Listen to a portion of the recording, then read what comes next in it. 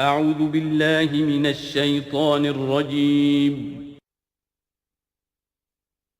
بسم الله الرحمن الرحيم.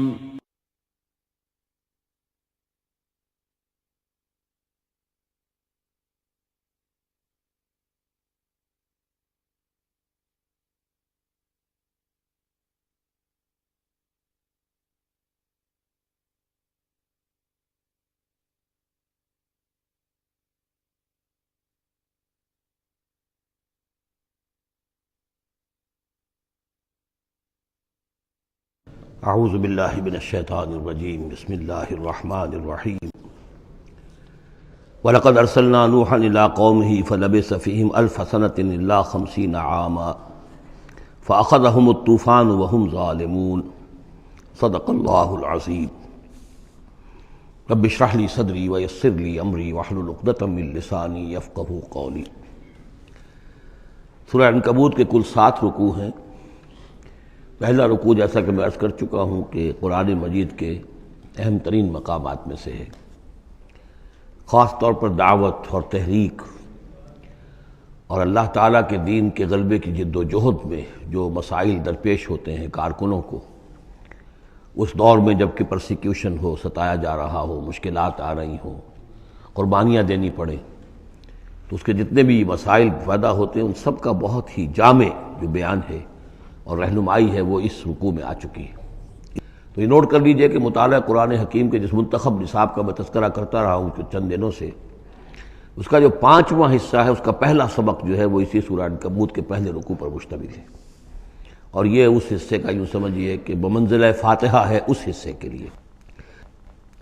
اب جو بقیہ 6 رکوع ہیں ان میں 3 میں انباء الرسل کا معاملہ آ رہا ہے، لیکن ظاہر بات ہے کہ یہاں جو انباء الرسل آ رہے ہیں تو بیچ بیچ میں خاص طور پر یہی جو مسئلہ ہے بیک گراؤنڈ میں جو مسلمانوں کو مسائل درپیش ہیں اور جو اس وقت حضور صلی اللہ علیہ وسلم اور آپ کے ساتھی جن مسائل سے دوچار ہیں، اور جو کچھ کہ کشاکش جو ہے مکے میں ہو رہی ہے اہل کفر اور اہل ایمان کے مابین، تو اس کے یوں سمجھیے بٹوین دی لائنز وقفے وقفے سے اس کی طرف بھی اشارے ہیں۔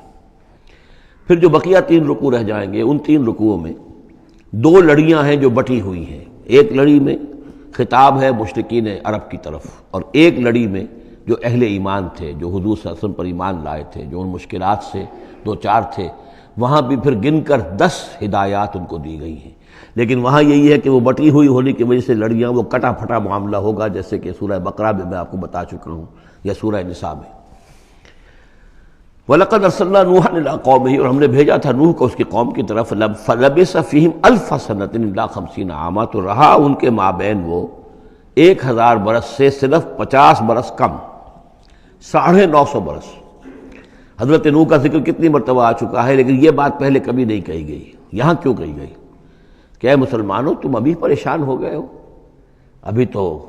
ابھی عشق امتحان اور بھی ہیں، اور جیسے کہ سورہ انعام میں آیا تھا، اے نبی اگر آپ کو یہ جھٹلا رہے ہیں وَإِن يُكَذِّبُوكَ فَقَدْ كُذِّبَ رُسُلٌ مِّن قَبْلِكَ، تو آپ سے پہلے ہمارے رسول تھے، انہوں نے صبر کیا۔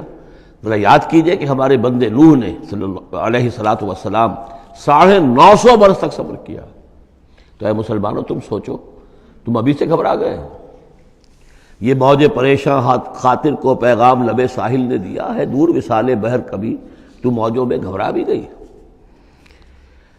فَأَخَذَهُمُ الطُّوفَانُ وَهُمْ ظَالِمُونَ، تو اس کی قوم کو، حضرت نوح کی قوم کو آ پکڑا طوفان نے، اور وہ ظالم تھے، گناہگار تھے۔ فَأَنجَيْنَاهُ وَأَصْحَابَ السَّفِينَةِ، تو ہم نے بچا لیا اس کو یعنی حضرت نوح کو اور کشتی والوں کو۔ وَجَعَلْنَاهَا آیَةً لِّلْعَالَمِينَ، اور اسے ہم نے بنا دیا تمام جہانوں کے لیے، تمام جہان والوں کے لیے ایک نشانی۔ وَإِبْرَاهِيمَ، اور ہم نے بھیجا ابراہیم کو، اذ قال لقومہ، جبکہ اس نے کہا اپنی قوم سے، اعبدوا اللہ واتقوہ، اللہ کی بندگی اختیار کرو اور اس کا تقوی اختیار کرو۔ ذالکم خیر لکم ان کنتم تعلمون، یہی تمہارے لیے بہتر ہے اگر علم رکھتے ہو۔ انما تعبدون من دون اللہ اوثانا، یہ جن کو تم پوج رہے ہو اللہ کو چھوڑ کر، یہ تو صرف کچھ بت ہیں، ان کے تھان ہیں جو تم نے بنا لیے ہیں۔ وتخلقون افکا، اور تم نے جھوٹ موٹ گھڑا ہوا ہے، یہ اس کی کوئی بنیاد نہیں، کوئی سند نہیں، نہ عقل میں اور نہ ہی کسی اللہ کی اتاری ہوئی کتاب میں۔ ان الذین تعبدون من دون اللہ لا یملکون لکم رزقا، یہ لوگ جنہیں تم پوجتے ہو اللہ کے سوا، وہ تمہیں رزق نہیں دینے کا اختیار رکھتے۔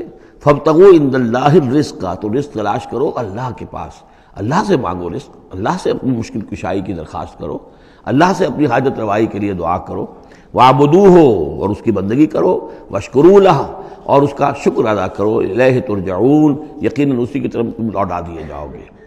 اب یہ ذکر حضرت ابراہیم کا کر کر طویل جو ہے ایک جملہ معترضہ آ رہا ہے کہ رخ موڑ دیا گیا ہے اس وقت جو کشاکش ہو رہی تھی حضور کے اور مشرکین مکہ کے درمیان، اب ذکر اس کا ہو رہا ہے۔ وَإِن تُكَذِّبُوا گویا کہ اب خطاب ہو رہا ہے اہل مکہ سے، اور اگر تم جھٹلا رہے ہو فقد کذب امم من قبلکم، تو دیکھو تم سے پہلے بہت سی قوموں نے جھٹلایا، وما علی الرسول الا البلاغ المبین، اور ہمارے رسول پر محمد پر صلی اللہ علیہ وسلم کوئی ذمہ داری نہیں ہے سوائے واضح طور پر اور صاف صاف پہنچا دینے کے۔ اولم یروا کیف یبدی اللہ الخلق ثم یعیدہ، کیا وہ دیکھتے نہیں ہیں کیسے اللہ تعالیٰ تخلیق پہلی مرتبہ کرتا ہے پھر وہ دوبارہ بھی کرے گا۔ ان ذلک علی اللہ یسیر، اور یہ اللہ تعالیٰ پر بہت آسان ہے۔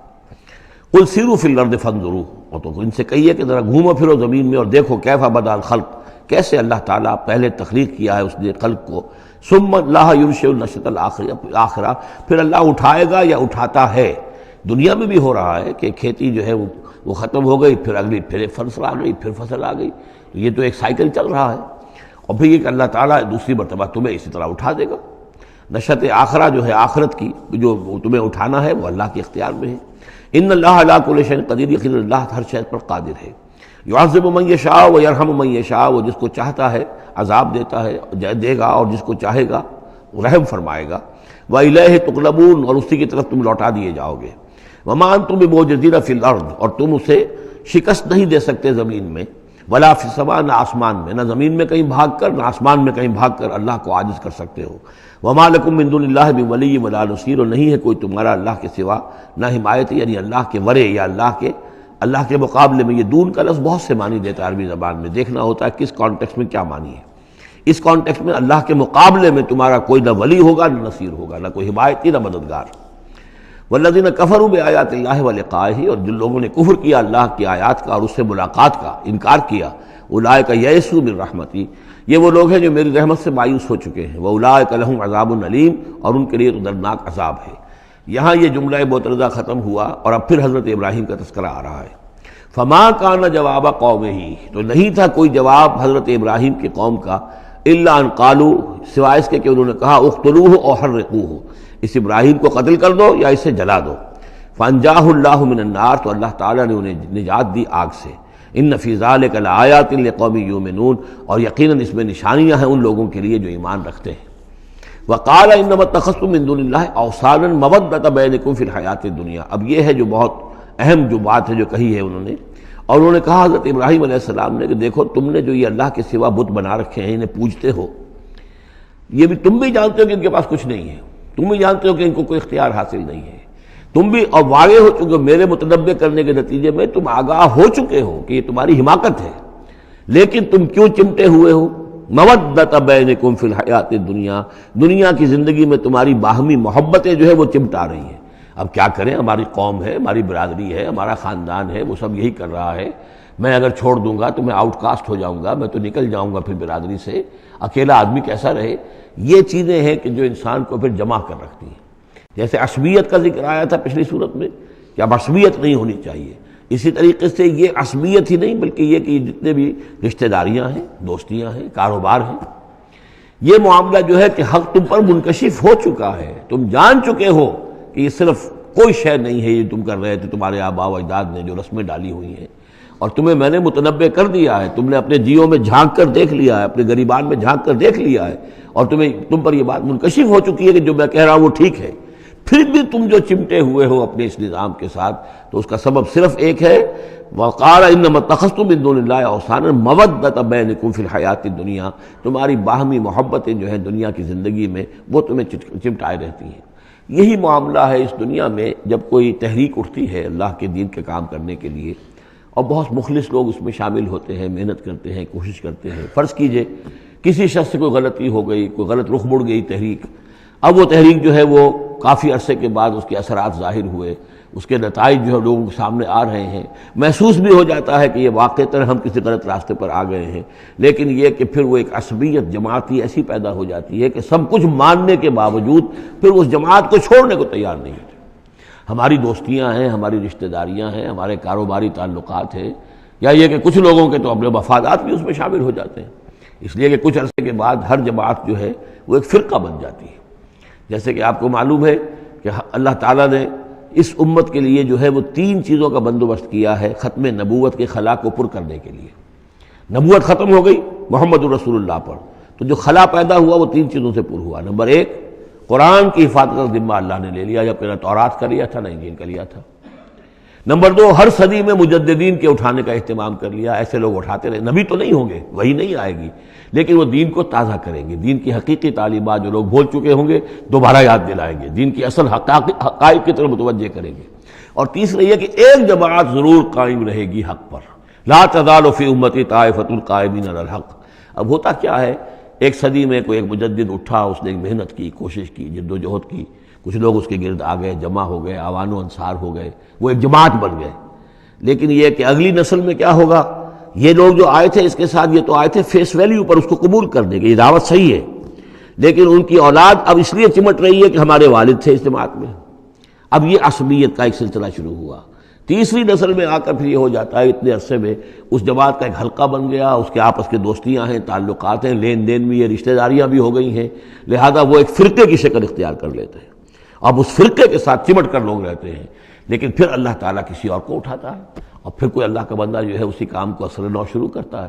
یہی ہوتا آیا ہے، اسی لیے ہر صدی میں مجددین، اس لیے کہ تیسری نسل میں آ کر دعوت جو ہے وہ لازماً اس کے اندر خرابی پیدا ہو جاتی ہے۔ اس لیے کہ حضور نے بھی فرمایا، خیر امتی قرنی ثم الذین یلونہم ثم الذین یلونہم، بہترین میری امت کا دور تو ہے میرا اپنا دور، پھر وہ جو میرے بعد ہیں، اور پھر وہ جو ان کے بعد ہیں۔ تو 3 نسلوں کو آپ نے خیر قرار دیا ہے۔ اس کے بعد ظاہر بات ہے زوال آیا ہے، ہمارے ہاں بھی آیا ہے۔ جب حضور کی قائم کی ہوئی جماعت میں زوال آ گیا تو اور کون ہوگا بڑا سے بڑا شخص کہ جس کی قائم کی ہوئی کسی جماعت میں زوال نہ آئے۔ تو یہ تو چیزیں ہوتی ہیں، لیکن ہر شخص کو ہر وقت دیکھنا چاہیے کہ آج کے دور میں دین کا وہ کام کس کے حوالے اللہ نے کیا ہے، کس کو توفیق دی ہے جو صحیح طریقے پر اس کام کو کر رہا ہے، اور اس کا ساتھ دینا چاہیے۔ کسی جماعتی عصبیت، جس طرح کسی قبائلی عصبیت کے اندر مبتلا نہیں ہونا چاہیے، ایسے ہی کسی جماعتی عصبیت میں بھی مبتلا نہیں ہونا چاہیے۔ یہ ہے وہ اہم بات جو یہاں آئی ہے۔ قال انما اتخذتم من دون الله اوثانا مودة بينكم في الحیاۃ الدنیا ثم یوم القیامۃ یکفر بعضکم بعضا ببعض، پھر قیامت کے تم ایک دوسرے کا انکار کرو گے، تم ابھی تو بڑی دوستیاں ہیں، بڑا گٹھ جوڑ ہے، وَيَلْعَنُ بَعْضُكُمْ بعضا، اور تم میں سے بعض دوسروں کو لعنت کریں گے، وَمَأْوَاكُمُ النَّارُ، اور تم سب کا ٹھکانہ ہوگی آگ، وَمَا لَكُم مِّن نَاصِرِينَ، اور نہیں ہوگا کوئی تمہارے لیے مدد کرنے والے۔ فآمن لہ لوط، تو حضرت لوط ایمان لے آئے حضرت ابراہیم پر، وہ ان کے بھتیجے تھے۔ وقال انی مہاجر الی ربی، اور حضرت ابراہیم نے کہا میں اپنے رب کی طرف ہجرت کر رہا ہوں۔ وہ اپنا ملک چھوڑ کر چلے آئے شام کی طرف۔ قرآن مجید میں کہیں بھی پھر اس کے بعد یہ تذکرہ نہیں ملتا کہ ان کی قوم کا کیا حشر ہوا، پیچھے ان کو ہلاک کیا گیا، کیا ہوا، واللہ عالم۔ انہ هو العزیز الحکیم، یقیناً اللہ تعالیٰ زبردست ہے، حکمت والا۔ ووہبنا لہ اسحاق و یعقوب، اور ہم نے اسے اسحاق جیسا بیٹا دیا، یعقوب جیسا پوتا دیا۔ وجعلنا فی ذریتہ النبوۃ والکتاب، اور پھر ہم نے اسی کی نسل میں، اسی کی اولاد میں نبوت اور کتاب رکھ دی۔ یہ نوٹ کر لیجئے کہ حضرت ابراہیم علیہ السلام کے بعد کوئی نبی، کوئی رسول اس دنیا میں ان کی نسل سے باہر نہیں آیا، لیکن یہ کہ ان کی نسل کہاں کہاں پھیلی ہے یہ ہم نہیں جانتے۔ حضرت ابراہیم کے بیٹے حضرت اسحاق، ان کی نسل کتنی تھی، کہاں کہاں گئی ہے۔ تورات نے تو محفوظ رکھا ہے صرف یعقوب کو، اس لیے کہ بنی اسرائیل کیونکہ یہ لوگ ہیں، اس اپنی نسلی وہ جو بات تھی اس کے حوالے سے حضرت یعقوب کے بارے میں تو ساری چیزیں موجود ہیں۔ حضرت اسحاق کی کوئی اور بیٹا بھی تھا کہ نہیں تھا، عیسو تھا مثلا، تو وہ عیسو کہاں ہے، اس کی اولاد کہاں گئی۔ اس طرح بنی قطورہ، کئی بیٹے تھے حضرت ابراہیم کے حضرت قطورہ سے، تو ان میں سے صرف ایک کا ہمیں تذکرہ ملتا ہے، اور وہ ہے حضرت شعیب جس نسل میں آئے ہیں، مریم کی اولاد، باقی کہاں گئے۔ تو اسی طریقے سے یہ کہ یہ در حقیقت یہ اولاد ابراہیم کہاں کہاں پھیلی ہے، جیسے کہ میرا گمان ہے کہ ہندوستان میں بھی آئی ہے۔ نہ صرف یہ کہ ہو سکتا ہے کہ حضرت اسحاق کی اولاد میں سے عیسو کی اولاد آئی ہو اور وہ یہاں پر آباد ہوئی ہو، لیکن یہ کہ ان کا تعلق بھی یہ خاص طور پر برہمن طبقہ جو ہے، میں سمجھتا ہوں کہ وہ اسی طریقے سے ابراہیم کی نسل سے ہے۔ برہمن ابراہیم سے تعلق رکھنے والا برہمن، تو یہ میں سمجھتا ہوں کہ لفظی جو ہے اس کے اندر مناسبت موجود ہے۔ واللہ عالم، یقین سے ہم نہیں کہہ سکتے، الا یہ کہ کوئی شخص ہسٹری کا اس کو اپنا ریسرچ کا موضوع بنائے، بڑا عالم ہو، وہ لائبریریاں جو ہیں کھنگالے اور پرانی تاریخیں دیکھے شاید۔ وَوَهَبْنَا لَهُ إِسْحَاقَ وَيَعْقُوبَ وَجَعَلْنَا فِي ذُرِّيَّتِهِ النُّبُوَّةَ وَالْكِتَابَ، ہم نے اسی کی نسل میں، اسی کی اولاد میں نبوت اور کتاب رکھ دی۔ طویل عرصے تک وہ نبوت و کتاب آتی رہی حضرت یعقوب کی اولاد میں، پھر آخری نبوت و رسالت حضرت اسماعیل کی اولاد میں۔ وَآتَيْنَاهُ أَجْرَهُ فِي الدُّنْيَا، ہم نے اسے اجر جو ہے دنیا میں بھی عطا فرمایا۔ وَإِنَّهُ فِي الْآخِرَةِ لَمِنَ الصَّالِحِينَ، اور یقیناً وہ آخرت میں ہمارے بڑے نیک بندوں میں سے ہیں۔ وَلُوطًا، اور ہم نے لوط کو بھیجا، اذ قال لقومه إنكم لتاتون الفاحشة، جب انہوں نے کہا اپنی قوم سے، یہ جو قوم کہا گیا مجازن، حقیقتاً وہ قوم ان کی نہیں تھی، حضرت لوط جو ہے وہ تو بھیجے گئے ہیں ان شہروں کی طرف، یہی ایک استثناء ہے، ورنہ ہر قوم کی طرف رسول اسی کی امت اسی میں سے بھیجا گیا۔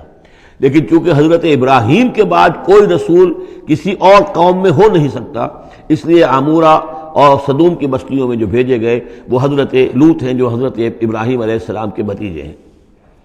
انکم لتاتون الفاحشۃ، تم لوگ بڑی بے حیائی کا ارتکاب کر رہے ہو، ما سبقکم بہا من احد من العالمین، تمام جہان والوں میں کسی قوم نے تم سے پہلے یہ حرکت نہیں کی۔ انکم لتاتون الرجال، کیا تم مردوں کی طرف آتے ہو اپنی شہوت کو پورا کرنے کے لیے، وتقطعون السبیل، اور راستہ مارتے ہو، یعنی فطرت کا راستہ تو یہ ہے، اولاد ہوتی ہے تو ہوتی ہے مرد اور عورت کے ملاپ سے، تم نے جو راستہ اختیار کیا تو گویا کہ اس فطرت کی راہ کو تم کاٹ رہے ہو۔ وَتَأْتُونَ فِي نَادِيكُمُ الْمُنكَرَ، اور تم اپنی مجلسوں میں یہ اس کا ارتکاب کرتے ہو، یہ ان کی بے حیائی کی اور ڈھٹائی کی انتہا ہو گئی تھی۔ فما کان جواب قومہ، تو نہیں تھا جواب اس کی قوم کا کوئی، الا ان قالوا، سوائے اس کے کہ انہوں نے کہا، ائتنا بعذاب اللہ ان کنت من الصادقین، اے لوط اگر سچے ہو تو اللہ کا عذاب لے آؤ۔ قال رب انصرنی علی القوم المفسدین، تو انہوں نے حضرت لوط نے دعا کی، پروردگار میری مدد فرما ان مفسدوں کے خلاف۔ ولما جاءت رسلنا ابراہیم بالبشریٰ، اور جب ہمارے جو ایلچی تھے، یعنی وہ جو فرشتے آئے تھے انسانی شکل میں ابراہیم کے پاس بشرا لے کر، بشارت لے کر حضرت اسحاق کی ولادت کی، قالوا انا مہلکو اہل هذه القریہ، انہوں نے کہا کہ ہم ہلاک کرنے کے لیے بھیجے گئے ہیں ان بستی والوں کو، ان اہلھا کانوا ظالمین، یقیناً اس کے جو بستی والے جو ہیں، اس بستی کے لوگ رہنے والے، وہ بڑے ظالم ہیں، گناہگار ہیں۔ قال ان فیہا لوطا، حضرت ابراہیم نے کہا اس میں تو لوط بھی تو ہے اسی بستی کے اندر۔ قالوا نحن اعلم بمن فیہا، انہوں نے کہا ہمیں خوب معلوم ہے کہ کون کون ہے اس میں۔ لننجینہ اہلہ الا امرأتہ، ہم اسے بچا لیں گے، نجات دیں گے اس کو بھی، اس کے گھر والوں کو بھی، سوائے اس کی بیوی کے، کانت من الغابرین، وہ ہوگی رہ جانے والوں میں۔ ولما ان جاءت رسلنا لوطا، اور جب وہ ہمارے ایلچی جو ہیں وہ پہنچے حضرت لوط کے پاس، سیء بہم، ان کو دیکھ کر وہ پریشان ہوئے، وضاق بہم ذرعا، اور ان کا دل جو بہت تنگ ہوا، خوبصورت لڑکوں کی شکل میں آئے تھے۔ وقالوا لا تخف ولا تحزن، انہوں نے کہا نہیں آپ نہ کوئی خوف کھائیں اور نہ کوئی رنجیدہ ہوں، انا منجوک واہلک، ہم تو آپ کو نجات دینے کے لیے آئے ہیں اور آپ کے گھر والوں کو، الا امرأتک، سوائے آپ کی بیوی کے، کانت من الغابرین، وہ پیچھے رہنے والوں ہی میں ہے۔ انا منزلون علی اہل هذه القریۃ رجزا من السماء، ہم نازل کرنے والے ہیں اس بستی کے رہنے والوں پر ایک آفت، ایک عذاب آسمان سے، بما کانوا یفسقون، بسبب اس فسق کے اور فجور کے اور گندگی کے جو وہ کر رہے تھے۔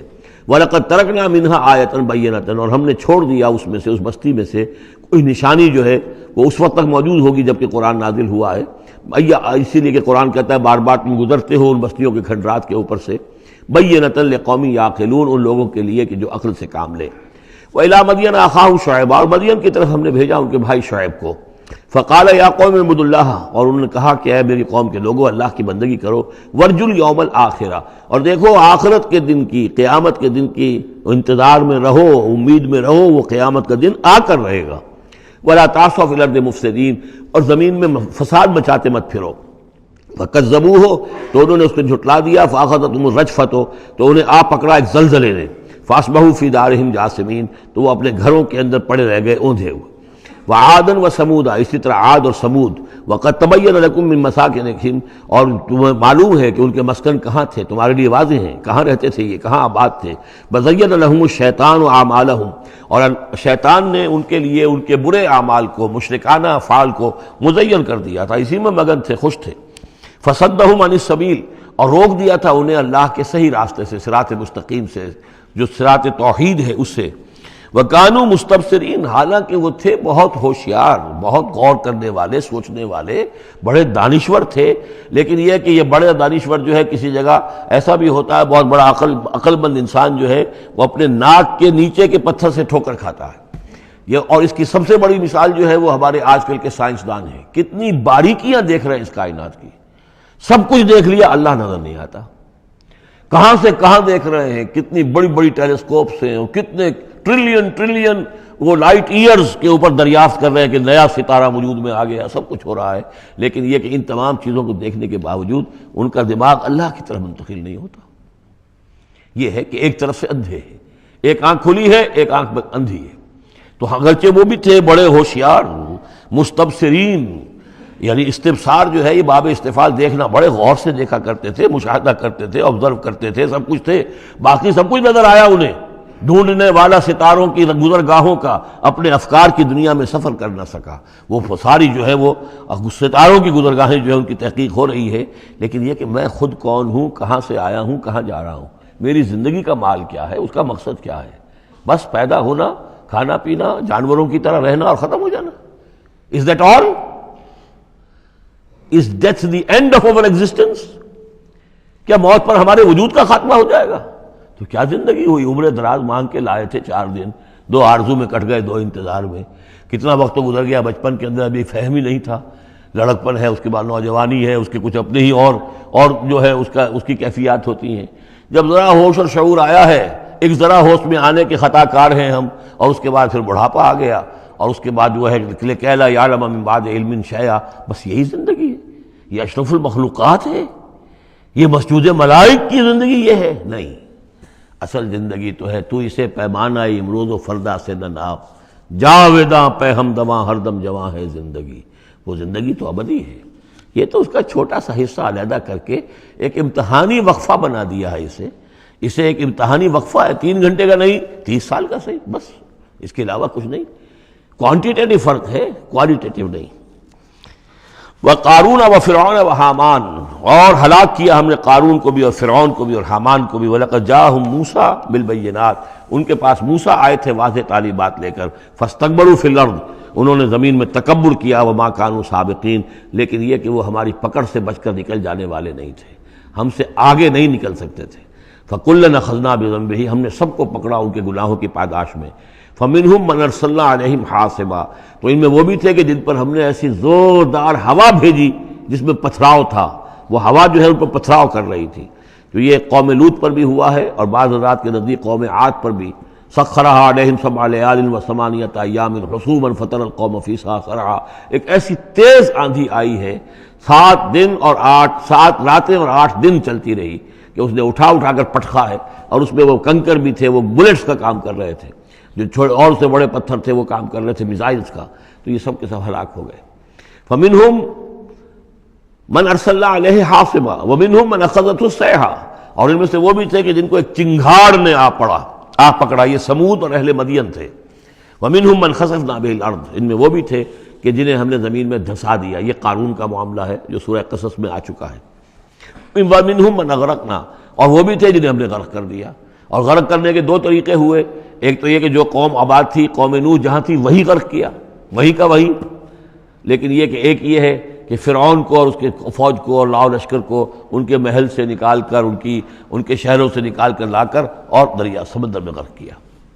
وما كان الله ليظلمهم، لیکن اللہ تعالیٰ ان پر ظلم کرنے والا نہیں تھا، ولكن كانوا انفسهم يظلمون، بلکہ یہ تو وہ خود اپنے اوپر ظلم کر رہے تھے۔ مثل الذين اتخذوا من دون الله اولیاء كمثل العنكبوت، یہ بھی اس حصے کی ان 3 رکوعوں کی بڑی اہم آیت ہے، تمثیل ہے، مثال ان لوگوں کی کہ جنہوں نے اللہ کے سوا کسی کو اپنا حمایتی بنا رکھا ہے۔ یہ حمایتی غیر مرئی بھی ہو سکتے ہیں، جیسے یہ ہماری دیوی ہے، یہ دیوتا ہے، یہ اس کی کرپا چاہیے، اس کی نظر کرم ہو، یہ ہمارے جو اولیاء اللہ ہیں ذرا ان کی طرف سے اگر کچھ ہمیں فیض پہنچ جائے، اور یہ بھی ہوتا ہے دنیا میں بھی، مادی اعتبار سے بھی، اور یہ جو بھی کاز اینڈ ایفیکٹ کا سلسلہ اس کے تحت بھی، تو ہم آخر لوگوں کو اپنا دوست سمجھتے ہیں، یہ ہمارے حمایتی ہیں، یہ ہماری مدد کریں گے، لیکن واقعہ یہ ہے کہ سوائے ایک اللہ کی دوستی کے باقی ساری دوستیاں جو ہیں وہ مکڑی کے جالے جتنی بس مضبوط ہیں، اس سے زیادہ نہیں ہے۔ مثل الذین اتخذوا من دون اللہ اولیاء کا مثل العنکبوت، جن لوگوں نے اللہ کو چھوڑ کر کسی اور کو اپنا پشت پناہ اور مددگار بنایا ہے، کسی اور پر توکل ہے، کسی اور پر سہارا ہے، امریکہ ہماری مدد کرے گا۔ وہ جو کچھ 71 میں ہوا وہ آپ کو معلوم ہے، وہ بیڑا اس کا جہاز بھی آ رہا تھا، لیکن یہ کہ کوئی مدد ہماری نہیں کی گئی، کوئی نہیں ہے، کوئی کسی کا سہارا بننے والا نہیں ہے۔ سہارا تو اگر کوئی ہے تو وہ اللہ ہے، لیکن اس کو تم نے چھوڑ دیا، اس کو سہارا نہیں بنایا۔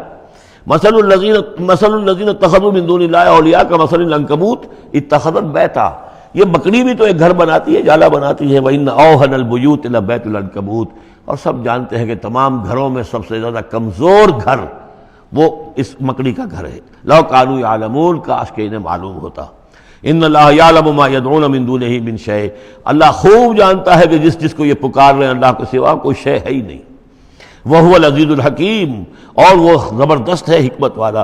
وَتِلْكَ الْأَمْثَالُ نَضْرِبُهَا لِلنَّاسِ وَمَا يَعْقِلُهَا إِلَّا الْعَالِمُونَ، اور یہ مثالیں ہیں کہ جو ہم لوگوں کے لیے بیان کرتے ہیں لیکن نہیں سمجھتے ان سے مگر وہی لوگ کہ جو علم رکھنے والے ہیں۔ خلق اللہ السماوات والارض، اللہ تعالیٰ نے آسمان اور زمین تخلیق فرمائے، بالحق، حق کے ساتھ۔ ان فی ذلک لآیۃ للمؤمنین، یقیناً اس میں نشانی ہے اہل ایمان کے لیے۔ اب یہ جو بقیہ 3 رکوع ہیں 21ویں پارے میں آ رہے ہیں، یہ جیسا کہ میں نے عرض کیا اس میں 2 لڑیاں ہیں بٹی ہوئی۔ ایک لڑی ہے خطاب اہل ایمان سے، یہاں ایک جگہ آپ کو مل جائے گا کہ براہ راست خطاب بھی ہے، یا عبادی الذین آمنوا، یا ایھا الذین آمنوا والا جو ہے کہ جو مدنی صورتوں میں جو خطاب کا صیغہ ہے وہ تو یہاں بھی نہیں آیا، لیکن براہ راست خطاب کیا ہے۔ لیکن یہ کہ اگر گنتی کریں گے تو کچھ 10 احکام اور دیے گئے ہیں ان لوگوں کو جو دین کے لیے کسی محنت کے اندر جد و جہد میں، اس کو غالب کرنے کی کسی کوشش میں، اس کی تحریک میں، اس کی دعوت میں لگے ہوئے ہوں، اور اس میں ان کے لیے مصائب ہوں، مشکلات ہوں، تکالیف ہوں، پریشانیاں ہوں، تو ان کے لیے کیا ہدایات ہیں۔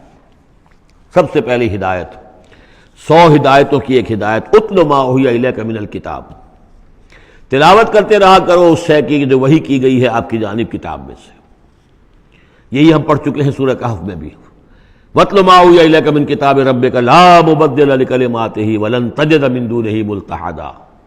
وہی بات، سب سے بڑا سہارا بندہ مومن کا کیا ہے؟ اللہ پر جتنا یقین ہوگا، اللہ پر جتنا بھروسہ ہوگا، اللہ سے جتنا تعلق ہوگا اتنا ہی صبر کرے گا۔ وَاصْبِرْ وَمَا صَبْرُكَ إِلَّا بِاللَّهِ، اور اللہ کے ساتھ تعلق کا سب سے بڑے ذریعہ یہ قرآن مجید ہے۔ طرفوا بِأَيْدِيكُمْ وَطَرَفُوا بِيَدِ اللَّهِ، اس کا ایک سرا تمہارے ہاتھ میں ہے، ایک سرا اللہ کے ہاتھ میں ہے۔ القرآن حبل اللہ الممدود من السماء إلى الأرض، حضرت عبداللہ ابن مسعود کی روایت کردہ حدیث ہے، حضور نے فرمایا یہ اللہ کی رسی ہے، مضبوطی کے ساتھ تھام لو اس کو، یہ تنی ہوئی ہے زمین سے آسمان تک۔ تو واعتصموا بحبل اللہ جمیعا، تو اس کے لیے یہ کہ قرآن پڑھا کرو۔ اتل ما اوحی الیک من الکتاب واقم الصلاۃ، اور قرآن کے بعد نمبر 2 نماز قائم کرنا۔ یہ نماز جو ہے اقم الصلاۃ لذکری، یہ سورہ طٰہٰ میں ہم پڑھ آئے ہیں، حضرت موسیٰ کو پہلی وحی ہو رہی ہے، پہلی گفتگو ہو رہی ہے کوہ طور پر، اقم الصلاۃ لذکری ان الصلاۃ تنہی عن الفحشاء والمنکر، یقیناً یہ نماز روکتی ہے بے حیائی کے کاموں سے بھی اور برے کاموں سے بھی۔ وَلَذِکْرُ اللَّهِ اکبر، اور جان لو اللہ کا ذکر سب سے بڑی شے ہے۔ یہاں ذکر کو علیحدہ نہ سمجھیں، یہی ذکر ہے، قرآن جو ہے الذکر ہے۔ ہم نے سورہ ہجر میں دیکھا الذکر، انا نحن نزلنا الذکر وانا لہ لحافظون، تو ذکر میں سب سے پہلے قرآن ہے۔ نمبر 2 اقم الصلاۃ لذکری، نماز قائم کرو میری یاد کے لیے۔ قرآن تو ہے ہی مجسم ذکر، نماز ذکر کے لیے ہے۔ اب تیسری چیز کیا ہے؟ ادعیہ معصورہ ہیں محمد رسول اللہ صلی اللہ علیہ وسلم کی، زندگی کا ہر کام کرتے ہوئے دعا ہے۔ آپ بیت الخلاء میں داخل ہو رہے ہیں تو دعا ہے، نکل رہے ہیں تو دعا ہے، گھر سے باہر جا رہے ہیں دعا ہے، گھر میں داخل ہو رہے ہیں دعا ہے، شیشہ دیکھا ہے تو دعا ہے، کپڑے بدلے ہیں دعا ہے، ہر کام کیجئے وہ، لیکن یہ کہ آپ کا اس وقت اللہ کے ساتھ ذہنی رشتہ قائم رہتا ہے۔ چوتھے نمبر پر جو بھی اور حضور نے فرمائے ہیں، یہ 33 مرتبہ سبحان اللہ، 33 مرتبہ الحمدللہ اور اللہ اکبر، یہ بھی ذکر ہے۔ تو یہ تمام شکلیں ذکر کی ہیں، صرف کسی ایک شے کو ذکر نہ سمجھے ہمارے ہاں یہ بن گیا بس اللہ اللہ کر رہے ہیں تو ذکر ہے، نہیں، ذکر میں سب سے پہلے قرآن کی تلاوت ہے۔ اتل ما اوحی الیک من الکتاب واقم الصلاۃ ان الصلاۃ تنہی عن الفحشاء والمنکر ولذکر اللہ اکبر واللہ یعلم ما تصنعون۔ ایک تو یہ ہدایت ہو گئی، اللہ خوب جانتا ہے جو تم کر رہے ہو۔ دوسری ہدایت ولا تجادلوا اہل الکتاب الا باللتی احسن، جنہیں پہلے تم سے کتاب دی گئی تھی ان سے جھگڑا مت کرو مگر بہترین طریقے پر، ان سے بات کرو تو بڑے ہی اسلوب سے کرو، خوبصورتی سے کرو، بات کو سمجھانے کے لیے کرو، ان کی توہین نہ ہو کہ جذبات کو آپ بھڑکنے نہ دیں، ان میں حمیت جاہلی جو ہے اپنی امکانیت تک تو کوشش کریں کہ وہ بھڑکے نہ، باقی پھر وہ جو کرتے ہیں اللہ کے ہاں وہ ذمہ دار ہوں گے، لیکن ان سے گفتگو کرو تو بڑے عمدگی کے ساتھ کرو۔ الا الذین ظلموا منہم، سوائے ان کے جو ان میں سے ناانصافی پر تل گئے ہوں۔ اب یہ استثناء جو ہے دو معنی میں ہے، ایک تو یہ ہے کہ اس کا مطلب یہ کہ ان سے مجادلہ کرو ہی نہ، اور دوسرے یہ کہ اگر ان کے ساتھ کسی وقت کوئی سختی بھی کرنی پڑے، کوئی سخت جملہ بھی کہنا پڑے تو اجازت ہوگی، جہاں معلوم ہو جائے کہ یہ ہٹ درمی کے اوپر جو ہے آ گیا ہے تو وہاں اس دونوں کا امکان پیدا ہو جائے گا۔ وَقُولُوا، لیکن تمہیں ان سے کہنا کیا ہے یہ بھی سمجھ لو، تاکہ اب اس کو یہ سمجھیے کہ یہ ہمیں مسلمانوں میں جب کام کرنا ہے، مسلمان سو گئے ہیں، بھول گئے اپنے سبق کو، انہیں یاد دلانا ہے تو اسی انداز میں انہیں یاد دلانا ہے۔ قولوا آمنا بالذی انزل الینا وانزل الیکم، ان سے کہو بھائی ہم تو ایمان رکھتے ہیں اس پر بھی جو ہماری طرف نازل کیا گیا اور اس پر بھی جو آپ کی طرف نازل کیا گیا۔ وَإِلَٰهُنَا وَإِلَٰهُكُمْ وَاحِدٌ، اور یہ تو نہیں ہے کہ ہمارا خدا کوئی اور ہے تمہارا خدا کوئی اور ہے، ہمارا الہ اور تمہارا الہ ایک ہی تو ہے۔ وَنَحْنُ لَهُ مُسْلِمُونَ، اور ہم تو اسی کے سامنے فرما بردارانہ اپنا سر جھکا چکے ہیں۔ وَكَذَلِكَ أَنزَلْنَا إِلَيْكَ الْكِتَابَ، اے نبی اسی طرح ہم نے آپ کی جانب بھی کتاب نازل کی ہے۔ فَالَّذِينَ آتَيْنَاهُمُ الْكِتَابَ يُؤْمِنُونَ بِهِ، تو وہ لوگ جنہیں ہم نے کتاب دی ہے، یہود و نصارہ، ان میں بھی وہ لوگ ہیں جو اس پر ایمان لائیں گے یا جو ایمان لا رہے ہیں، جیسا کہ ہم پڑھ چکے ہیں کہ وہ آئے تھے کچھ لوگ جو حبشہ سے ایک وفد کی شکل میں، اور مکے والوں نے انہیں ستایا بھی، استہزاء بھی کیا، لیکن وہ لوگ وہ تھے جو پہلے حضرت عیسیٰ پر ایمان رکھتے تھے، عیسائی تھے، اور اب محمد پر بھی ایمان رکھتے ہیں، تو اللہ تعالیٰ نے ان کو دوہرا اجر دیا، مرتین۔ وَمِنْ هَؤُلَاءِ مَن يُؤْمِنُ بِهِ، اور ان میں سے یعنی مشرکین مکہ میں سے بھی بہت سے لوگ ہیں جو ایمان لائے ہیں اور بھی لا رہے ہیں یا لائیں گے۔ وَمَا يَجْحَدُ بِآيَاتِنَا إِلَّا الْكَافِرُونَ، اور ہماری آیات کا انکار تو نہیں کرتے سوائے وہی کہ جو ناشکرے ہیں اور جو کفر کر اڑ گئے ہوں۔ اب ایک اور دیکھیے دلیل، اب یہ حصہ جو ہے یہ دوسری ڈوری آ گئی کہ جس میں روئے سخن جو ہے مشرکین کے ساتھ رد و قضا والی بات ہے۔ وَمَا كُنْتَ تَتْلُو مِن قَبْلِهِ مِن كِتَابٍ، ارے نبی آپ تو اس سے پہلے، اس قرآن کے آپ پر نازل ہونے سے پہلے آپ کوئی کتاب پڑھتے ہی نہیں تھے، آپ دنیاوی اعتبار سے پڑھے ہوئے آدمی ہیں ہی نہیں، آپ نے تعلیم حاصل کی نہیں، لکھنا پڑھنا سیکھا نہیں۔ وَلَا تَخُطُّهُ بِيَمِينِكَ، نہ ہی آپ اپنے داہنے ہاتھ سے کچھ لکھتے تھے، کوئی کتاب لکھتے تھے، نہ پڑھتے تھے نہ لکھتے تھے۔ اِذًا لَارْتَابَ الْمُبْطِلُونَ، تو اس شکل میں تو ان کو جو اس کو باطل قرار دے رہے ہیں یہ لوگ جو جھوٹے کہہ رہے ہیں محمد کو، اس شکل میں تو پھر ان کے پاس کوئی کا کوئی شک کرنے کی گنجائش ہو جاتی کہ یہ بڑا لکھنے پڑھنے والے آدمی تھے، مشق کرتے کرتے بہت اچھی چیزیں بھی لکھنے لگے ہیں، اب ان کی زبان جو ہے منج گئی ہے، قلم جو ہے وہ منج گیا ہے، لہذا اب قرآن جیسی شے بھی تصنیف کر لی انہوں نے۔ اگر پہلے سے یہ عمل ہوتا، لیکن تم تو جانتے ہو کہ ہمارے اس نبی محمد نے صلی اللہ علیہ وسلم انہوں نے تو کبھی لکھنا پڑھنا سیکھا ہی نہیں۔ وَمَا كُنْتَ تَتْلُو مِن قَبْلِهِ مِن كِتَابٍ، اے نبی آپ تو نہیں پڑھا کرتے تھے اس کتاب سے پہلے کوئی کتاب۔ وَلَا تَخُطُّهُ بِيَمِينِكَ، اور نہ آپ اسے اپنے داہنے ہاتھ سے لکھتے تھے۔ اِذًا لَارْتَابَ الْمُبْطِلُونَ، تب تو ان لوگوں کو شک کرنے کی گنجائش پیدا ہو جاتی۔ بل هُوَ آیاتٌ بَيِّنَاتٌ فِي صُدُورِ الَّذِينَ أُوتُوا الْعِلْمَ، بلکہ یہ تو آیات بینات ہیں، بڑی روشن ان لوگوں کے سینوں میں جنہیں علم دیا گیا ہے، وہ جانتے ہیں سابقہ جو کتابوں والے ہیں۔ وَمَا يَجْحَدُ بِآيَاتِنَا إِلَّا الظَّالِمُونَ، اور ہماری آیات کا انکار نہیں کرتے مگر وہی جو ظالم ہیں۔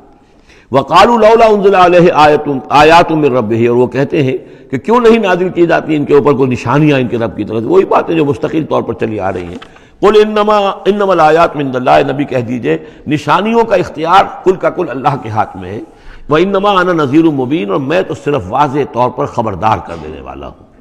أَوَلَمْ يَكْفِهِمْ أَنَّا أَنزَلْنَا عَلَيْكَ الْكِتَابَ يُتْلَىٰ عَلَيْهِمْ، کیا ان لوگوں کے لیے یہ نشانی کافی نہیں ہے کہ اے محمد ہم نے آپ پر یہ کتاب نازل کر دی ہے جو ان کو پڑھ کر سنائی جا رہی ہے؟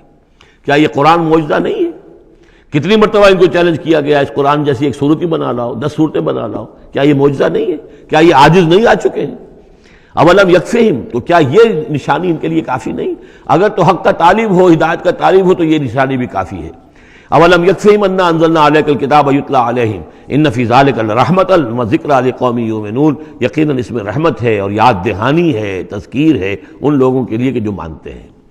قل کفی باللہ بینی و بین شہیدا بینکم شہیدا، کہہ دیجئے میرے اور تمہارے درمیان اللہ کافی ہے بطور گواہ، وہ جانتا ہے کہ اس نے مجھے رسول بنایا ہے، وہ جانتا ہے کہ قرآن اس نے مجھ پر نازل کیا ہے۔ یعلم ما فی السماوات والارض، وہ جانتا ہے جو کچھ کہ آسمانوں میں ہے اور زمین میں ہے، والذین آمنوا بالباطل، اور وہ لوگ جو باطل پر ایمان رکھتے ہیں، وکفروا باللہ، اور اللہ کا کفر کرتے ہیں، اولئک هم الخاسرون، یقیناً وہی لوگ ہوں گے جو خسارے پانے والے ہیں۔ وَيَسْتَعْجِلُونَكَ بِالْعَذَابِ، یہ جلدی مچا رہے ہیں کہ لے آؤ عذاب، وَلَوْلَا أَجَلٌ مُّسَمًّى، اور اگر پہلے سے ایک وقت معین طے نہ ہو چکا ہوتا، لَجَاءَهُمُ الْعَذَابُ، تو پھر ان پر عذاب آ چکا ہوتا، وَلَيَأْتِيَنَّهُمْ بَغْتَةً، اور وہ ان پر آئے گا تو اچانک آئے گا، وَهُمْ لَا يَشْعُرُونَ، اور انہیں پتہ بھی نہیں ہوگا۔ یستعجلونک بالعذاب، یہ نبی پھر دوبارہ یہ الفاظ آئے، نوٹ کیجئے، بہت لطیف بات ہے، یہ عذاب کی جلدی مچا رہے ہیں۔ وَإِنَّ جَهَنَّمَ مُحِيطَةٌ بِالْكَافِرِينَ، حالانکہ جہنم ان کا احاطہ کر چکی ہے۔ یہ ایسے ہی ہے کہ جیسے کسی شہر کے باہر دشمن آ چکا ہو اور اس نے محاصرہ کر لیا ہو، شہر والوں کو پتہ ہی نہ ہو۔ تو اس طریقے سے وہ چونکہ غیر مرئی ہے جہنم، نظر نہیں آ رہی، ورنہ حقیقت میں تو جہنم ان کا احاطہ کر چکی ہے۔ یوم یغشاہم العذاب، جس دن کے عذاب ان کو آ کر ڈھانپ لے گا، ان پر چھا جائے گا، من فوقہم ومن تحت ارجلہم، ان کے اوپر سے بھی اور ان کے نیچے سے بھی، ان کے قدموں کے نیچے سے بھی۔ ویقول ذوقوا ما کنتم تعملون، اور پھر کہا جائے گا چکھو اپنے کرتوتوں کا مزہ۔ اب یہاں وہ تیسری ہدایت آ رہی، دو پہلے میں نے گنوائی تھی، اتل ما اوحی الیک من کتاب ربک، من الکتاب واقم الصلاۃ ان الصلاۃ تنہی عن الفحشاء والمنکر ولذکر اللہ اکبر، دوسری ولا تجادلوا اہل الکتاب الا بالتی ہی احسن الا الذین ظلموا منہم۔ اب دیکھیے تیسری، یا عبادی الذین آمنوا ان ارضی واسعۃ فایای فاعبدون، اے میرے وہ بندو جو ایمان لائے ہو۔ پورے مکی قرآن میں یہ آیت ہے براہ راست خطاب، یا آئے گی آگے چل کر یا عبادی الذین اسرفوا علی انفسہم، بس یا ایھا الذین آمنوا، یہ مکی مدنی دور کی اصطلاح ہے۔ یا عبادی الذین آمنوا، بڑا اس میں جو ہے نا بڑی عنایت ہے، شفقت ہے، اے میرے وہ بندو جو مجھ پر ایمان لائے ہو، ان ارضی واسعۃ، میری زمین بڑی کشادہ ہے۔ کیا معنی ہے؟ اگر مکے میں تم پر تمہارا قافیہ تنگ کر دیا گیا ہے، اگر مکے میں زندگی تمہارے لیے محال کر دی گئی ہے توحید پر رہتے ہوئے، چھوڑ دو اس مکے کو۔ یہ ہجرت کا اشارہ ہے، در حقیقت ہجرت حبشہ جو ہے یہ اس کی طرف رہنمائی ہے اس آیت کے اندر، کہ چلے جاؤ، اگر یہاں برداشت سے باہر ہو رہا ہے، تمہارے لیے ناقابل برداشت اگر ہو رہا ہے یہاں کا معاملہ، اور نہیں مزید تو ہندر پاتے، تو اس ملک کو چھوڑ، اس جگہ کو چھوڑ دو۔ یا عبادی الذین آمنوا ان ارضی واسعۃ، میری زمین بڑی کشادہ ہے، فایای فاعبدون، پس صرف میری ہی بندگی کرو۔ چوتھی ہدایت، کل نفس ذائقۃ الموت، دیکھو موت تو آنی ہی آنی ہے، آج آ جائے کل آ جائے، آج نہ آئے کل آ جائے گی۔ آخر عمار اور یاسر کو ابو جہل نے اگر فرض کرو کہ ذبح کر دیا ہے، تو فرض کیجئے کہ چند دن اور جیتے تو موت تو پھر بھی آنی تھی نا۔ تو کل نفس ذائقۃ الموت، اگر یہ بات ذہن میں رہے کہ موت تو آنی ہی آنی ہے، آج نہیں تو کل، تو پھر بھی انسان جو ہے اس کے اندر ہمت بنی رہے گی کہ میں خام خواہ اپنی زندگی بچانے کے لیے حق کو چھوڑوں اور باطل سے ساز باز کروں، اس سے مصالحت کروں۔ ثم الینا ترجعون، اور پھر تم ہماری طرف لوٹا دیے جاؤ گے۔ پانچویں بات، والذین آمنوا وعملوا الصالحات لنبوئنہم من الجنۃ غرفا، ہمارے اس وعدے پر پختہ یقین رکھو کہ جو ایمان لائیں گے اور نیک عمل کریں گے، ہم لازماً ان کو جگہ دیں گے اس جنت کے بالا خانوں میں، جو سورہ فرقان کے آخری رکوع میں آیا تھا، اولئک یجزون الغرفۃ بما صبروا، انہیں غرفہ بالا خانہ ملے گا۔ تو من الجنت غرفاً، جروں کے بالا خانے ملیں گے جنت کے، تجری من تحت الانہار خالدین فیہا، جس کے نیچے ندیاں بہتی ہوں گی، اس میں وہ ہمیشہ ہمیش رہیں گے۔ نعم اجر العاملین، کیا ہی اچھا ہوگا عمل کرنے والوں کا اجر۔ چھٹی بات، الذین صبروا وعلی ربہم یتوکلون، وہ لوگ کہ جو صبر کریں اور اپنے رب پر توکل کریں۔ صبر کرو اور توکل کرو، دو ہی چیزیں ہیں، جو آئے جھیلو، صبر کرو، برداشت کرو، اور جو کچھ کرنا ہے اس میں توکل اللہ پر ہو، اپنی ذات پر نہیں، اپنی طاقت پر نہیں، اپنی صلاحیت پر نہیں، اپنی ذہانت پر نہیں، اپنی فطانت پر نہیں، اپنی لیاقت پر نہیں، سارا توکل اللہ پر، نہ مادی اسباب و وسائل پر۔ اگلی ہدایت اور آ رہی ہے، وَكَأَيٍّ مِّن دَابَّةٍ لَا تَحْمِلُ رِزْقَهَا، یہ بھی نہ سمجھو کہ تمہارا رزق جو ہے کسی کے قبضے میں ہے وہ روک دے گا، اور تمہیں کیا کھاؤ گے کیا پیو گے۔ وَكَأَيٍّ مِّن دَابَّةٍ، تم دیکھتے نہیں کتنے حیوانات ہیں زمین میں، لا تحمل رزقها، کیا وہ اپنا رزق اٹھائے پھرتے ہیں؟ بڑا پیارے الفاظ ہیں انجیل میں، متی کی انجیل میں حضرت مسیح علیہ السلام کا جو پہاڑی کا وعظ ہے، اس میں انہوں نے اپنے شاگردوں سے خطاب کر کے کہا، کیوں فکر کرتے ہو کہ کیا کھاؤ گے کیا پیو گے؟ جنگل کی چڑیوں کو نہیں دیکھتے؟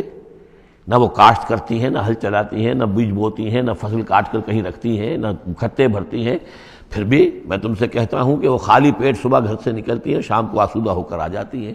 تو جو رب تمہارا جو رب ان کو چڑیوں کو کھلا رہا ہے وہ تمہیں نہیں کھلائے گا؟ اور کیوں فکر کرتے ہو کہ کیا پہنو گے، لباس کہاں سے ملے گا؟ جنگل کی سوسن کو نہیں دیکھتے کہ جتنا خوبصورت لباس اس کو اللہ نے دیکھ رکھا ہے؟ یہ جو بھی پودے ہیں اور جو پھول ہیں ان کے، تو سلیمان بھی اپنی ساری شان و شوکت کے باوجود ویسا ملبس نہ تھا، ویسا خوبصورت لباس تو سلیمان کو بھی میسر نہیں تھا جو اللہ نے ان پھولوں کو دے رکھا ہے۔ تو غور کرو، جو وہ زمین کی اس گھاس پھوس کو، ان پودوں کو اس قدر حسین لباس دے رہا ہے، عمدہ لباس دے رہا ہے، جو ابھی ہیں اور کل نہیں ہوں گے، یا یہ کہ کاٹ کر اور وہ چولہوں میں جلا دی جائے گی گھاس، تو کیا وہ تمہیں نہیں پہنائے گا؟ لیکن تم یقین نہیں کرتے۔ توکل اور ایمان، یہ دونوں چیزیں ساتھ ساتھ جائیں گی۔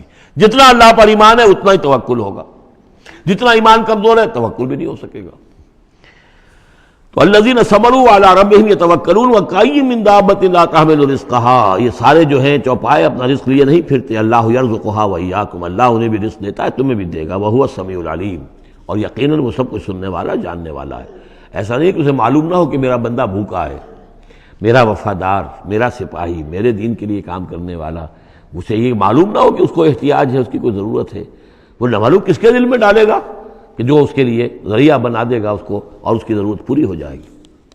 اب اس کے بعد وہ دوسری کڑی آ گئی کہ جس میں پھر اب وہ مشرکین مکہ سے وَلَئِن سَأَلْتَهُم مَّن خَلَقَ السَّمَاوَاتِ وَالْأَرْضَ وَسَخَّرَ الشَّمْسَ وَالْقَمَرَ، اگر ان سے آپ پوچھیں گے کس نے پیدا کیا آسمان اور زمین اور کس نے مسخر کیا سورج اور چاند کو، لَيَقُولُنَّ اللَّهُ، وہ کہیں گے اللہ نے، فَأَنَّىٰ يُؤْفَكُونَ، پھر کہاں سے یہ لوٹا دیے جاتے ہیں۔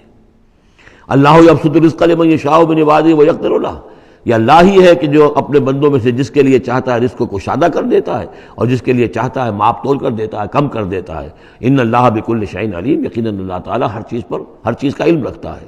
وَلَئِن سَأَلْتَهُم مَّن نَّزَّلَ مِنَ السَّمَاءِ مَاءً فَأَحْيَا بِهِ الْأَرْضَ مِن بَعْدِ مَوْتِهَا، اور اگر آپ ان سے پوچھیں گے کس نے برسایا آسمان سے پانی اور زندہ کیا زمین کو اس کے مردہ ہو جانے کے بعد، لَيَقُولُنَّ اللَّهُ، وہ کہیں گے فوراً اللہ نے کیا۔ قُلِ الْحَمْدُ لِلَّهِ، کہو پھر کل حمد کل شکر بھی اللہ ہی کے لیے ہے، بل اکثرہم لا یعقلون، لیکن یہ لوگ، ان کی اکثریت عقل سے کام نہیں لیتی۔ اب اگلی اور ہدایت آ رہی اہل ایمان کے لیے، وَمَا هَٰذِهِ الْحَيَاةُ الدُّنْيَا إِلَّا لَهْوٌ وَلَعِبٌ وَإِنَّ الدَّارَ الْآخِرَةَ لَهِيَ الْحَيَوَانُ لَوْ كَانُوا يَعْلَمُونَ۔ دیکھو مسلمانوں، یہ دنیا کی زندگی تو کھیل کود کے سوا کچھ نہیں، کھیل ہے، کچھ جی کا بہلا لینا ہے، یہ ڈرامہ ہے جو ہو رہا ہے۔ یہاں بادشاہ ہوتا ہے کچھ عرصے کے لیے بادشاہ، جیسے ڈرامے میں بادشاہ ہوتا ہے، لیکن جب مرے گا تو کیا وہ بادشاہت کہاں رہ جائے گی؟ ایسے ہی ڈرامے سے نکل آئے گا، لباس اتار دے گا تو ایک ایکٹر کا ایکٹر ہے، چاہے وہ فقیر تھا پہلے اس ڈرامے کے اندر، اور دوسرا ایکٹر جو ہے بادشاہ تھا، باہر نکل کر 3 گھنٹے کے بعد دونوں کے دونوں ایک جیسے ہیں، اور نہ وہ بادشاہ ہے نہ وہ فقیر ہے۔ یہ ہے عارضی سا ہے، لیکن یہ کہ ان الدار الآخرۃ لہی الحیوان، یقیناً آخرت کا گھر وہ ہے اصل زندگی، زندگی وہ ہے۔ لو کانوا یعلمون، کاش کہ ہمیں معلوم ہوتا، لو کننا نعلم، کاش کہ ہمیں معلوم ہوتا۔ یہ بھی نوٹ کر لیجئے، آخرت کو صرف مان لینا کہ ہاں آخرت ہے، بعث بعد الموت ہے، یہ کافی نہیں ہے۔ یہ معلوم ہو کہ اصل زندگی وہی ہے۔ میں نے جو اس کی تشبیہ جو ہے بیان کی ہے بعض مواقع پر، کہ ایک کتاب ہوتی ہے، ایک اس کا دیباچہ بھی ہوتا ہے، اس کا کوئی ضمیمہ بھی ہوتا ہے، چھوٹا سا ضمیمہ۔ ہمارا جو تصور ہے وہ یہ کہ اصل کتاب زندگی تو یہ دنیا کی زندگی ہے، ہاں ایک ضمیمہ لگا ہوا ہے آخرت کا، اس کی اہمیت ہمارے نزدیک اتنی ہے۔ ضمیمہ ہے بس، دنیا کی زندگی اصل زندگی ہے۔ ہونا کیا چاہیے کہ یہ دنیا کی زندگی تو دیباچہ ہے، اصل کتاب جو ہے وہ آخرت کی زندگی ہے۔ یہ ریشو پروپورشن کم سے کم، حالانکہ ویسے تو فائنائٹ اور انفائنائٹ کے درمیان کوئی ریشو پروپورشن ہو ہی نہیں سکتی، ایک لامحدود زندگی اور ایک محدود زندگی، کیا اس میں ریشو پروپورشن ہوگی؟ لیکن یہ کہ پھر بھی اگر کوئی کرنی ہے تو دیباچہ اور کتاب زندگی اصل موت کے بعد کھلے گی، یہ دیباچہ ہے، یہ مقدمہ ہے۔ ہم نے کیا سمجھا ہے اصل زندگی، کتاب زندگی یہ ہے، ہاں ایک ضمیمہ بھی اس کے ساتھ ہے جس کا نام آخرت ہے۔ فَإِذَا رَكِبُوا فِي الْفُلْكِ، پھر انہی مشرکین سے پھر خطاب ہو رہا ہے، اور یہ مضمون کئی بار آ چکا ہے۔ جب یہ سوار ہوتے ہیں کشتی میں دعوا اللہ مخلصین لہ الدین، تو پھر یہ اللہ ہی کو پکارتے ہیں اس کے لیے اپنی اطاعت کو خالص کرتے ہوئے.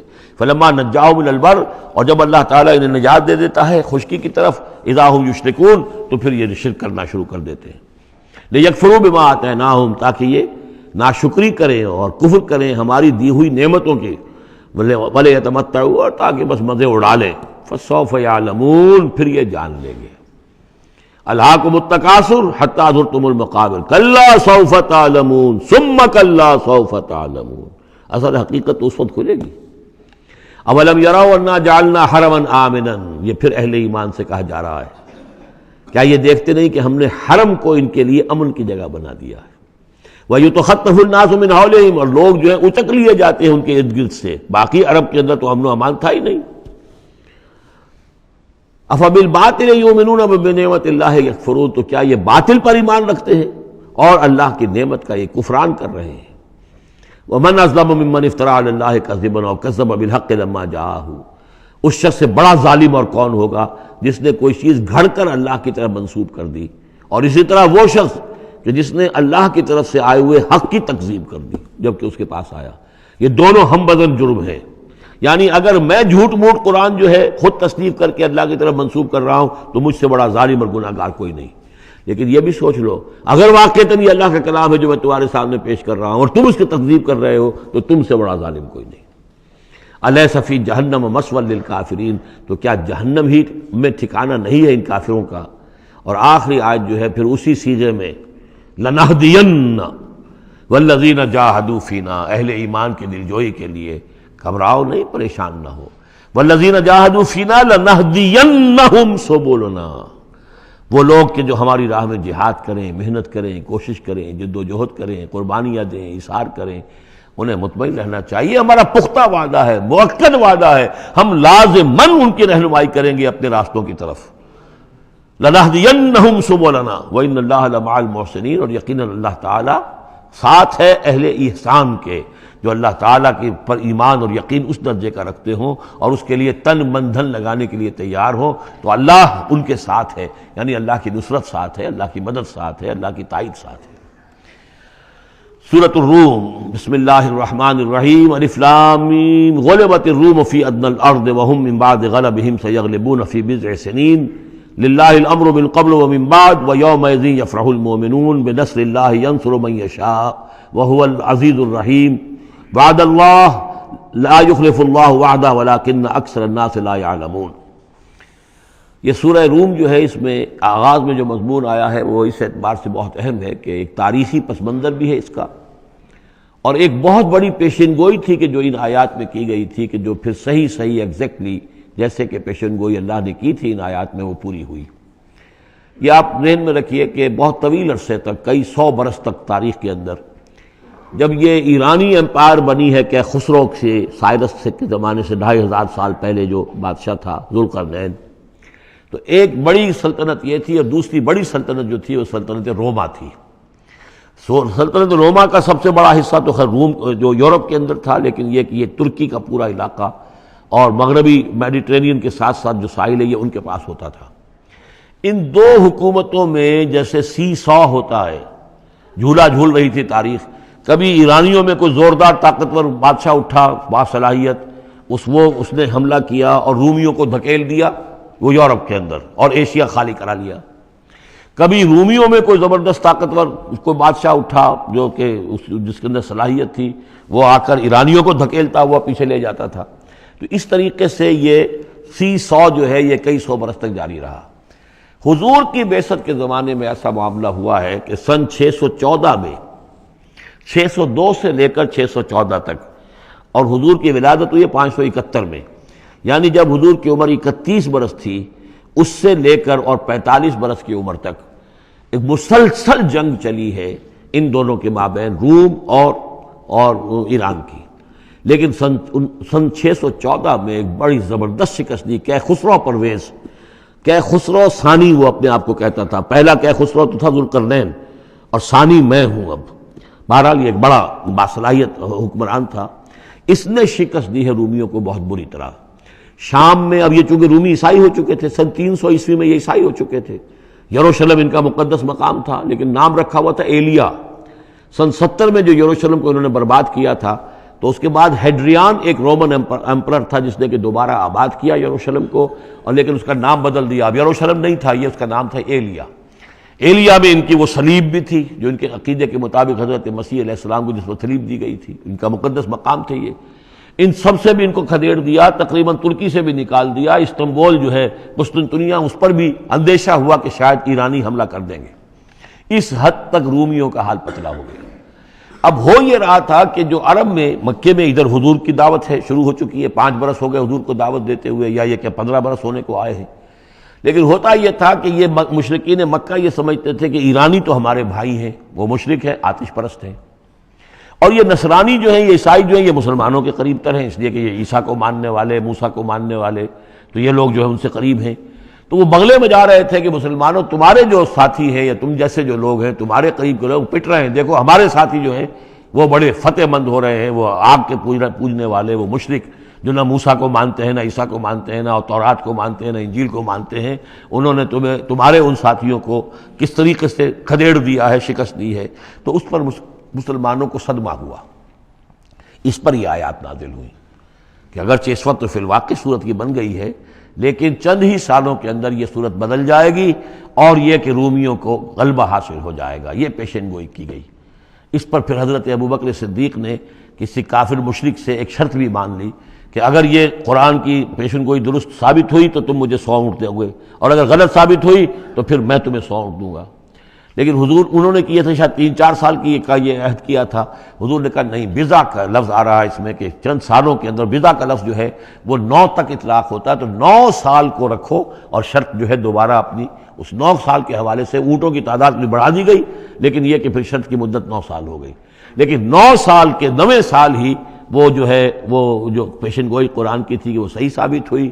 ہرقل جو تھا، ہرقل اعظم، اس نے پھر لمبا چکر دیا، بجائے اس راستے سے آنے کے وہ بحیرہ کیسپین کی طرف سے ہو کر، پیچھے سے ہو کر آیا ہے، اور سرپرائز اٹیک کیا اس نے ایران پر، اور بڑی زبردست شکست دی ایران کو، اور اپنی شکست کا بدلہ چکا لیا، اور یہ سارا علاقہ شام وغیرہ کا جو ہے وہ اس نے واگزار کرا لیا.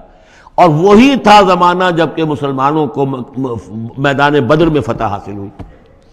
تو یہ شکست، 2 خوشیاں جمع ہو گئی مسلمانوں کے لیے، کہ ایک تو یہ کہ جو ان کے قریب تر تھے یعنی عیسائی، ان کو فتح حاصل ہو گئی مشرکین کے ساتھ کے مقابلے میں، کہ جو مشرکوں سے قریب تر تھے، آتش پرست تھے. دوسرے یہ کہ خود انہیں فتح حاصل ہو گئی، فتح مبین، الفرقان آ گیا بدر کا. اس کا ذکر ہے ان آیات میں. الف لام میم، غلبت الروم، رومی مغلوب ہو گئے، فی ادنی الارض، قریب کی سرزمین میں. وہ جغرافیہ تو آپ کو دکھایا تھا نقشہ، جزیرہ نماء عرب، اور اس کے اوپر ایک طرف شام ہے، ایک طرف عراق ہے، اور ادھر عراق کے ساتھ میں ایران ہے. تو قریب جزیرہ نماء عرب سے قریب ترین ممالک ہیں. فی ادنی الارض، قریب کے ملک میں رومی غالب آ گئے. لیکن وہم من بعد غلبہم سیغلبون، وہ اپنی اس مغلوبیت کے بعد ان قریب دوبارہ غالب آئیں گے. فی بضع سنین، چند سالوں میں. اور یہ بضع کا لفظ جو ہے یہ 9 تک پر اس کا اطلاق ہوتا ہے، 10 سے کم 9. تو حضور نے اسی لیے کہا کہ 9 سال، چونکہ تم شرط مان رہے، اور شرط اس وقت تک شرط لگانا حرام قرار نہیں دیا گیا تھا. ابھی نہ جوئے کی حرمت آئی ہے، نہ شراب کی حرمت آئی ہے، اس لیے اس میں آپ کوئی تعجب نہ کریں کہ حضرت ابوبکر نے شرط لگائی. تو فرمایا الف لام میم، غلبت الروم فی ادنی الارض وهم من بعد غلبہم سیغلبون فی بضع سنین للہ الامر من قبل ومن بعد. اللہ ہی کا اختیار تھا، اللہ ہی کے ہاتھ میں تھا سارا معاملہ، پہلے بھی اور بعد میں بھی. وَيَوْمَئِذٍ يَفْرَحُ الْمُؤْمِنُونَ، اس روز اہل ایمان خوشیاں منائیں گے. ایک خوشی تو اس کی ہوگی کہ عیسائیوں کو فتح ہو گئی آتش پرستوں پر، اور بے نصر اللہ ہے، اللہ کی مدد بھی آئے گی ان کے پاس. یعنی غزوہ بدر کا لفظ تو نہیں آیا، لیکن اہل ایمان کو جو ہے اس وقت فرحت ہو گئی بے نصر اللہ، اللہ کی مدد سے. ینصر من یشاء، وہ مدد کرتا ہے جس کی چاہتا ہے. وہو العزیز الرحیم، اور وہ زبردست ہے، رحم فرمانے والا. وعد اللہ، یہ اللہ کا وعدہ ہے، یہ ہو کر رہے گا. لا یخلف اللہ وعدہ، اور اللہ تعالیٰ اپنے وعدے کے خلاف نہیں کرتا. ولکن اکثر الناس لا یعلمون، لیکن اکثر لوگ علم نہیں رکھتے. یہ ہیں وہ 6 آیات کہ جو اس موقع پر نازل ہوئی ہیں. اور اس کو سمجھ لیجئے کہ یہ تقریباً 614 عیسوی، جبکہ حضور صلی اللہ علیہ وسلم کو دعوت دیتے ہوئے تقریباً 5 برس ہو گئے تھے. 610 میں 5واں برس تھا، 610 میں آپ پر وحی شروع ہوئی ہے. اور پھر 9 برس کے بعد وہ غزوہ بدر بھی ہوا اور ان کو بھی فتح حاصل ہو گئی. یعلمون ظاہرا من الحیات الدنیا، یہ لوگ جو ہیں، اب یہ باقی تو جو مکی صورت ہے سورہ روم، اور یہ بہت مشابہ ہے سورہ نحل کے، اللہ تعالیٰ کی نعمتوں کے حوالے سے، اللہ تعالیٰ تو تذکیر میں آلاء اللہ کے حوالے سے اس کا مضمون وہی ہے بنیادی۔ یعلمون ظاہرا من الحیات الدنیا، یہ لوگ دنیا کی زندگی کو بھی صرف ظاہر کو جانتے ہیں، وہم عن الآخرۃ ہم غافلون، اور آخرت سے یہ بالکل ہی غافل ہیں۔ یعنی دنیا کی زندگی تو یہ حقیقت یہ ہے کہ یہ مزرعۃ الآخرہ ہے، دنیا کی زندگی کی بھی اصل حقیقت یہ ہے کہ یہ کھیتی ہے جس میں بونا ہے آخرت میں کاٹنے کے لیے۔ وہ یہ بھول گئے کہ یہ آخرت کی کھیتی ہے، باقی جو ظاہر ہے اس کا کھاؤ پیو عیش کرو، بس یہی ان کے سامنے رہ گیا ہے، اور آخرت ان کے ذہنوں سے بالکل اوجھل ہو گئی ہے۔ اولم یتفکروا فی انفسہم، کیا یہ اپنی ذات میں غور نہیں کرتے؟ وان ما خلق اللہ السماوات والارض وما بینہما الا بالحق، نہیں پیدا کیا اللہ نے آسمانوں کو اور زمین کو، جو کچھ بھی ان دونوں کے مابین ہے، مگر حق کے ساتھ، واجل مسمى، اور ایک وقت معین تک کے لیے۔ یہ دائمی نہیں ہے، ہمیشہ رہنے والی نہیں ہے، اور یہ ایسے ہی کار عبث نہیں ہے۔ ربنا ما خلقت ھذا باطلا سبحانک فقنا عذاب النار۔ وَإِنَّ كَثِيرًا مِّنَ النَّاسِ بِلِقَاءِ رَبِّهِمْ لَكَافِرُونَ، اور یقیناً بہت سے لوگ جو ہیں اپنے رب سے ملاقات کا انکار کرتے ہیں۔ اولم یسیروا فی الارض فینظروا کیف کان عاقبۃ الذین من قبلہم، تو کیا یہ لوگ زمین میں گھومے پھرے نہیں ہیں کہ وہ دیکھتے کہ کیا انجام ہوا ان کا جو ان سے پہلے تھے۔ کانوا اشد منہم قوۃ، وہ کہیں زیادہ تھے شدید ان کے مقابلے میں قوت میں۔ وَأَثَارُوا الْأَرْضَ وَعَمَرُوهَا، اور انہوں نے زمین کو کاشت کیا اور اس کو آباد کیا، اکثر مما عمروها، اس سے کہیں زیادہ جتنا کہ انہوں نے آباد کیا ہے۔ وجاءتهم رسلهم بالبینات، اور ان کے پاس بھی آئے تھے ان کے رسول کھلی نشانیاں لے کر اور واضح تعلیمات لے کر۔ فما کان اللہ لیظلمہم، تو اللہ تعالیٰ ان پر ظلم کرنے والا نہیں تھا، ولکن کانوا انفسہم یظلمون، بلکہ انہوں نے خود اپنی جانوں پر آپ ہی ظلم کیا۔ ثم کان عاقبۃ الذین اساءوا السوء، پھر اس کے بعد جن لوگوں نے برے کام کیے، بری روش اختیار کی، تو ان کا پھر انجام بھی برا ہوا۔ ان کذبوا بآیات اللہ، انہوں نے اللہ تعالیٰ کی آیات کو جھٹلایا، وکانوا بہا یستہزئون، اور وہ اس کا ٹھٹھا کرتے رہے۔ اللہ یبدأ الخلق ثم یعیدہ، اللہ تعالیٰ پہلی مرتبہ پیدا کرتا ہے، ثم یعیدہ، یعیدہ ہی بار بار آیا ہے، اس کا ترجمہ کہیں میں حال میں کر رہا ہوں اور کہیں مستقبل میں۔ فعل مضارع جو عربی زبان میں وہ دونوں کو کور کرتا ہے۔ اللہ تعالیٰ کیسے پیدا کرتا ہے؟ پہلی مرتبہ، اور پھر دوبارہ پیدا کرتا ہے، یعنی فصل ہے ایک ہوئی ہے، پھر اس کے بعد دوسری ہوئی ہے، تیسری ہوئی ہے، اور یہ بھی ہے کہ دوبارہ پیدا کرے گا، یعنی آخرت میں۔ ثم الیہ ترجعون، پھر تمہیں اسی کی طرف لوٹ جانا ہے۔ ویوم تقوم الساعۃ یبلس المجرمون، جس روز قیامت قائم ہو جائے گی، مجرم اس روز جو ہیں بالکل مایوس ہو کر رہ جائیں گے۔ ولم یکن لہم من شرکائہم شفاع، اور نہیں ہوں گے ان کے شریکوں میں سے کوئی بھی ان کے لیے شفاعت کرنے والے۔ وَكَانُوا بِشُرَكَائِهِمْ كَافِرِينَ، اور خود یہ بھی اس روز پھر اپنے ان شرکاء کا کفر کریں گے جب دیکھیں گے کہ وہ ہمارا کوئی مدد کرنے کو تیار نہیں۔ وَيَوْمَ تَقُومُ السَّاعَةُ يَوْمَئِذٍ يَتَفَرَّقُونَ، جس روز قیامت قائم ہوگی اس روز یہ تقسیم ہو جائیں گے، پولرائزیشن ہو جائے گی، علیحدہ علیحدہ ہو جائیں گے۔ کیا ہوگی پولرائزیشن؟ فَأَمَّا الَّذِينَ آمَنُوا وَعَمِلُوا الصَّالِحَاتِ فَهُمْ فِي رَوْضَةٍ يُحْبَرُونَ، تو وہ لوگ جو ایمان لائے تھے اور جنہوں نے نیک عمل کیے تھے وہ ہوں گے باغ میں، اور وہاں ان کی آؤ بھگت ہو رہی ہوگی، تواضع ہو رہی ہوگی۔ وَأَمَّا الَّذِينَ كَفَرُوا وَكَذَّبُوا بِآيَاتِنَا وَلِقَاءِ الْآخِرَةِ، اور وہ لوگ جنہوں نے کفر کیا تھا اور ہماری آیات کو جھٹلایا تھا اور آخرت کی ملاقات کا انکار کیا تھا، فَأُولَٰئِكَ فِي الْعَذَابِ مُحْضَرُونَ، تو وہ عذاب میں حاضر کر دیے جائیں گے، پکڑے ہوئے گرفتار کر کے عذاب میں لا کر حاضر کر دیے جائیں گے۔ فَسُبْحَانَ اللَّهِ حِينَ تُمْسُونَ وَحِينَ تُصْبِحُونَ، یہ اسی انداز میں دیکھیے سورہ نحل میں یہ آیت آئی تھی، بس اور انعام میں بھی۔ پھر اللہ ہی پاک ہے اس وقت بھی جب تمہیں شام ہوتی ہے، تم شام کرتے ہو، وحین تصبحون، اور جب کہ تم دوپہر ہوتی ہے، وحین تصبح جب صبح کرتے ہو۔ وَلَهُ الْحَمْدُ فِي السَّمَاوَاتِ وَالْأَرْضِ، اور اسی کے لیے ہے حمد اور تعریف آسمانوں میں اور زمین میں۔ وَعَشِيًّا وَحِينَ تُظْهِرُونَ، اور رات کے وقت بھی اور جب کہ دوپہر ہوتی ہے، ظہر کا وقت ہوتا ہے۔ یہ بھی نمازوں کے اوقات ہی کے حوالے سے، صبح کے وقت کی نماز ہے، شام کے وقت کی نماز ہے، رات کی نماز ہے، ظہر کی نماز ہے۔ یخرج الحی من المیت، وہ نکالتا ہے زندہ کو مردہ سے۔ انڈا بے جان شے ہے، اس میں زندگی کے کوئی آثار موجود نہیں ہے، اس میں سے چوزہ برآمد ہوتا ہے جاندار۔ ویخرج المیت من الحی، اسی طرح مرغی سے انڈا برآمد ہوتا ہے، اور بھی بہت سی چیزیں کہ جو نکل رہی ہیں۔ ویحیی الارض بعد موتہا، اور وہ زندہ کر دیتا ہے زمین کو اس کے مرنے کے بعد۔ وَكَذَلِكَ تُخْرَجُونَ، اور اسی طریقے سے تم کو بھی نکال لیا جائے گا قبروں سے، زمین میں جہاں تم دفن ہوگے، جہاں تمہارے اجزاء تحلیل ہو چکے ہوں گے، لیکن اللہ تعالیٰ اسی طریقے سے اس مردہ زمین میں سے جیسے فصل نکال لیتا ہے تمہیں نکال لے آئے گا۔ بارک اللہ لی ولکم فی القرآن العظیم ونفعنی وإیاکم بالآیات والذکر الحکیم۔